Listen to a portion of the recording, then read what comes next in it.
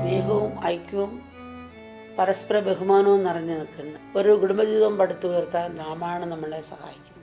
പിതൃഭക്തി, മാതൃഭക്തി, ഗുരുഭക്തി, പതിഭക്തി, യജമാന സ്നേഹം, സഹോദര സ്നേഹം, ഉത്തമ സുഹൃബന്ധം, അങ്ങനെ നിരവധി ഗുണങ്ങളുടെ വിളനിലമാണ് രാമായണം. അപ്പോൾ സീത രാമൻ്റെ നിഴല് പോലും പിന്തുടർന്നാണ്. രാമൻ എവിടെ പോലും സീത കൂടെ പോവും. ആ കഷ്ടപ്പാടൊന്നും സീതയ്ക്ക് കഷ്ടപ്പാടായിട്ട് തോന്നിയിട്ടില്ല. ആ പ്രേമത്തിൽ ഒരു കഷ്ടപ്പാടും ഇല്ലല്ലോ. ക്ഷമിക്കാനും സഹിക്കാനുള്ള ശക്തി കിട്ടുമല്ലോ. ഒരു അമ്മയ്ക്ക് കൊച്ചില്ലേ കുഞ്ഞിനോട്, ഗർഭിണിയാകുമ്പോൾ തൊട്ട് അവർ സഹിക്കാനും ക്ഷമിക്കാനും മറക്കാനും ഒക്കെയുള്ള ശക്തി കിട്ടിയത് കുഞ്ഞിനുള്ള പ്രേമം കൊണ്ടാണ്. അനിർബന്ധ ബുദ്ധിയൊക്കെ സഹിക്കുന്ന കുഞ്ഞിനോടുള്ള പ്രേമം കൊണ്ടാണ്. വലുതാകുമ്പോൾ വ്യത്യാസം ഉണ്ടായിരിക്കും, പക്ഷെ ആ പ്രേമത്തിൽ അതൊരു ത്യാഗമായിട്ട് തോന്നത്തില്ല, കഷ്ടപ്പാടായിട്ടൊന്നും തോന്നത്തില്ല, ഭാരം പോലും തോന്നത്തില്ല. അപ്പോൾ ഭാരമായിട്ട് അവർക്ക് തോന്നിയില്ല പ്രേമത്തിൽ. നമുക്കറിയില്ല ശിവജിയുടെ കഥ. ശിവജിയുടെ കൊട്ടാരത്തിലെ കഥ നമുക്ക് എല്ലാവർക്കും അറിയുന്നതാണ്.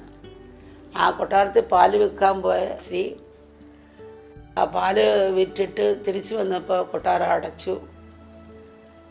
അപ്പോൾ പിന്നെ അടുത്ത ദിവസം തുറക്കുള്ളൂ. അവരിങ്ങനെ വെപ്രാളപ്പെടുകയാണ്. എത്ര യാചിച്ചിട്ട് അവർക്ക് തുറന്നു കൊടുത്തില്ല. തൻ്റെ കുഞ്ഞിനെ വീട്ടിലിട്ടിട്ടാണ്, പാല് കുടിക്കുന്ന കുഞ്ഞിനെ വീട്ടിലിട്ടാണ് പാല് വിൽക്കാൻ കൊട്ടാരത്തിൽ വന്നത്. അപ്പോൾ ഇവർ ഭ്രാന്തിയെപ്പോലെ നടക്കുക, എല്ലാവരുടെയും കാല് പിടിച്ചു, ആരും തുറന്നു കൊടുത്തില്ല. പക്ഷെ കൊട്ടാരം എത്രയോ പൊക്കമുള്ളതാണ്, പുറത്ത് കിടക്കാൻ പറ്റിയില്ല. കാരണം കൊട്ടാരത്തിൻ്റെ അതിർത്തി ഭയങ്കര താഴ്ചയാണ്, അപ്പുറം മതിലിനപ്പുറം. അവർ ഭ്രാന്തിയെപ്പോലെ നടന്നു. എൻ്റെ കുഞ്ഞൊറ്റയ്ക്ക് ഉള്ള ആരുമില്ലേ, കുഞ്ഞിന് പാല് കൊടുക്കണമേ, ഈ ചിന്ത വന്ന് വ്യക്തിബോധം വിട്ട് കുഞ്ഞ് മാത്രമേ. അപ്പോൾ കുഞ്ഞിൽ എത്തിച്ചേരാനുള്ള ഭാവമായി. അങ്ങനെ അവർ ചാടി ഉരുണ്ടവരുടെ ദേഹമൊക്കെ മുള്ളും കല്ലും കൊണ്ട് കീറി രക്തം വാർന്നൊഴുകിയിട്ടും അവരൊന്നും അറിഞ്ഞില്ല. അങ്ങനെ ഉരുണ്ടാണ് അവരെ വീട്ടിൽ ചെന്ന് കുഞ്ഞിന് പാല് കൊടുത്തു. അടുത്ത ദിവസം കൊട്ടാരത്തിൽ വന്നപ്പോഴാണ് എല്ലാവരും കിട്ടിയത്. ഇന്നലെ നിങ്ങൾ ഇറക്കിയില്ല, പിന്നെ എങ്ങനെ ഇവിടുന്ന് പുറത്തു പോയി? അപ്പോൾ ഇവർക്ക് കൺഫ്യൂഷനായി, എന്താണെന്ന് മനസ്സിലാകുന്നില്ല.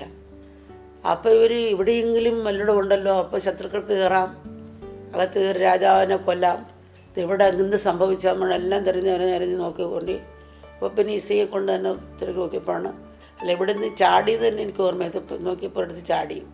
അതെവിടാണ് അപ്പോൾ കാണിച്ചു. അയ്യോ ആരും ചാടത്തില്ലത്, അപ്പുറത്തേന്ന് മരിച്ചു തന്നെ പോകത്തുള്ളൂ, നീ ഒന്ന് ചാടാ വെച്ചു. അയ്യോ എനിക്ക് പറ്റത്തില്ലെന്ന് അതേ സ്ത്രീ പറയുകയാണ്, പറ്റിയില്ലെന്ന്.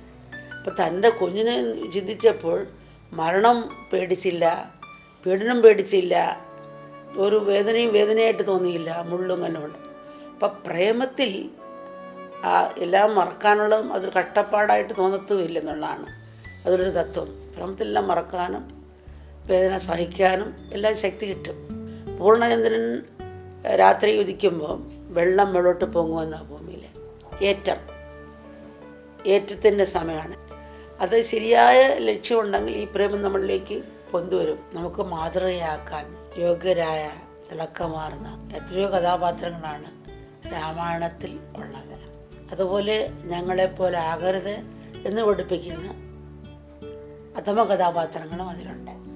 തെറ്റും ശരിയും രണ്ടും തിരിച്ചറിയേണ്ടത് നമുക്ക് ആവശ്യമാണ്. വ്യക്തിയിലും കുടുംബത്തിലും സമൂഹത്തിലും ഒരുപോലെ അച്ചടക്കവും ആത്മനിയന്ത്രണം കൊണ്ടുവരാൻ രാമായണം സഹായിക്കും. ഒരു വിഷയം മേടിച്ചാൽ ലേബലുണ്ട്, മനുഷ്യന്മാരെടുത്ത് എങ്ങനെ ജീവിക്കണം എന്നുള്ള നിയമമുണ്ട്. ഒരു വീട്ടിൽ 4 പേരുണ്ട്, 4 പേരും രാജാവാകണം ആഗ്രഹിച്ചാൽ അവിടെ യുദ്ധമേ ഉണ്ടാവുള്ളൂ. അതൊക്കെ രാമായണത്തൊക്കെ രാജാവാൻ ആഗ്രഹിച്ചില്ല. ആ സഹോദരങ്ങളെല്ലാം ഒന്നിനും ഏതാണ് വലുപ്പം ഏതാണ് ചെറുതെന്ന് പറയാൻ പറ്റാത്ത രീതിയിലാണ്. ഓരോ കഥാപാത്രങ്ങളും ഒരേപോലെ തന്നെ പ്രായോഗികത്തിലേക്ക് പോയി, മോക്ഷപ്രാപ്തിയിലേക്ക് അവർ പോയി. വ്യക്തിയിലും കുടുംബത്തിലും സമൂഹത്തിലും ഒരുപോലെ അച്ചടക്കവും ആത്മനിയന്ത്രണം കൊണ്ടുവരാൻ രാമായണം സഹായിക്കും. സമൂഹത്തിന് വേണ്ടിയും രാജ്യത്തിനു വേണ്ടിയും ത്യാഗങ്ങൾ അനുഷ്ഠിക്കാൻ രാമായണം നമ്മളെ പഠിപ്പിക്കുന്നു. രാമനും ഭരതനും സീതയും ഹനുമാനും ഒക്കെ ഇക്കാര്യത്തിൽ നമുക്ക് മാതൃകയാകുന്നു.